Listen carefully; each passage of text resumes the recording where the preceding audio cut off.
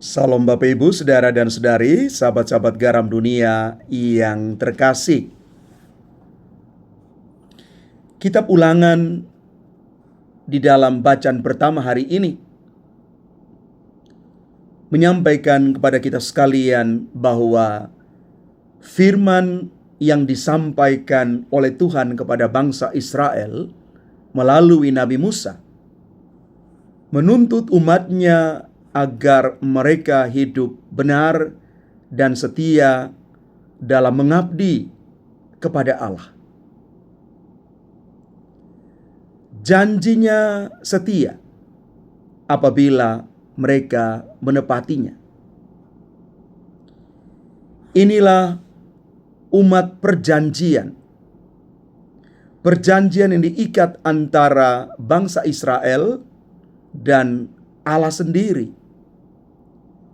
Janji kesetiaan yang diharapkan terus dijaga di dalam kesetiaan menjalankan janji itu.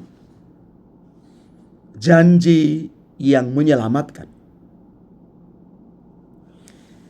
Dan di dalam Injil Matius yang kita baca dan renungkan hari ini, kita menemukan satu intisari pengajaran Yesus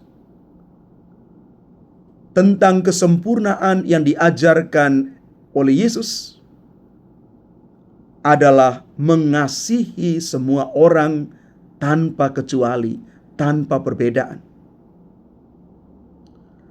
Maka apabila para pengikut Kristus memiliki musuh, mereka sebenarnya bukan murid-murid Yesus. Bapak Ibu saudara-saudari terkasih, menjadi murid Yesus tidak lain, tidak bukan adalah melakukan ajarannya dan meneladani perbuatannya.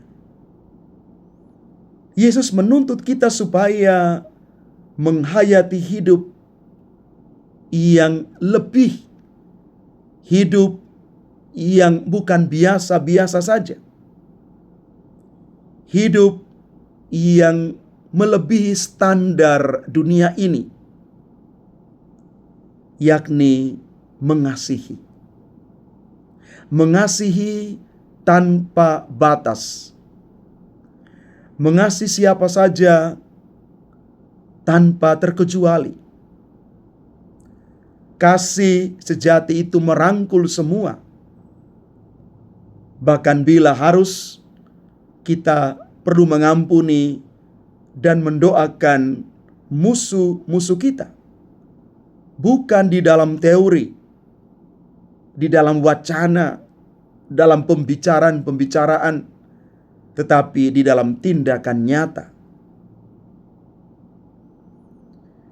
Ini satu perintah yang bukan gampang di tengah hidup kita, di tengah dunia ini, ketika kita mengalami begitu banyak gesekan. Yesus minta kita melakukan tindakan kasih yang tidak biasa. Kasih sejati, kasih radikal, dan di sanalah kita menunjukkan identitas kita sebagai para pengikut Kristus. Mari kita bertanya pada diri kita sendiri, bagaimana kita bisa menjalankan perintah Tuhan ini? Bagaimana kadar mengasihiku selama ini? Apakah saya bisa mengasihi seperti yang Yesus ajarkan dalam Injil hari ini? Bapak Ibu, saudara dan saudari umat Tuhan yang terkasih, memang bukan perkara mudah untuk mengasihi tanpa batas, tanpa syarat.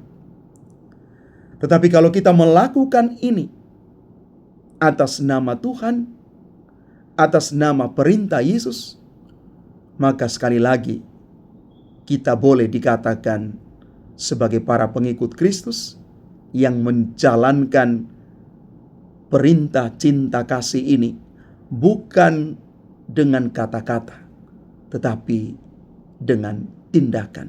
Mulailah dengan tindakan-tindakan yang kecil. Mulailah